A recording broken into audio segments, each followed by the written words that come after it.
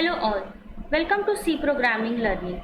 In this video we will understand how to imprint half pyramid of asterisk signs or integer numbers and alphabet. So let's open a new program for this kind of pattern. So here I am starting with our header file, that is #include stdio.h. Inside #include stdio.h, this is the standard input output header file. Let's start with an integer main function. So I'm going to use one integer main function. As in the first program, I would like to have a half pyramid of asterisk signs, or we can say stars. We have to initialize two variables, integer I and j for the iteration, and integer row for how much rows you want to have in your pyramid. So these three variables are must. Now we'll ask the user to give us the row size. So we'll have a printf statement to enter the number of rows which you would like to have in your half pyramid. So I'm going to write down enter the number of rows, and I'm going to print this line on the screen by using a printf statement.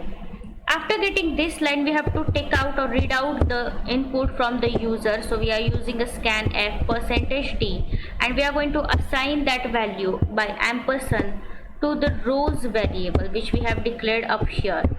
So this way we are done with having rows, and right now it's time to print the asterisk signs or star signs for the particular style. For that, let's use the for loop.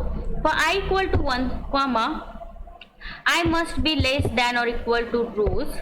So here is the condition, and then I plus plus is the updation. Below that, for that rows, after that we would like to have one more variable in a for loop, that is the j, which is actual element of the pyramid. So it starts with a j equal to 1 colon, j must be less than or equals to I, because it will be less than I, and then j plus plus. So this way we have declared a j here, and now I am going to write down inside j bracket. I am going to actually write down what we have to print on the screen. So I am using printf statement to print actual asterisk sign. Don't forget to put a space here, and then colon after bracket. And then we have to go to the next line. So after that for loop for j, let's use one more printf with a /n facility, so that program can go to the next line, so that it will be okay for whichever rows content or rows element you have added. So and one more return 0. This way we have written a C program for actually imprinting a half pyramid of asterisk signs. Let's save this file as pattern.c. So we have saved this file by pattern.c, and now let's build it.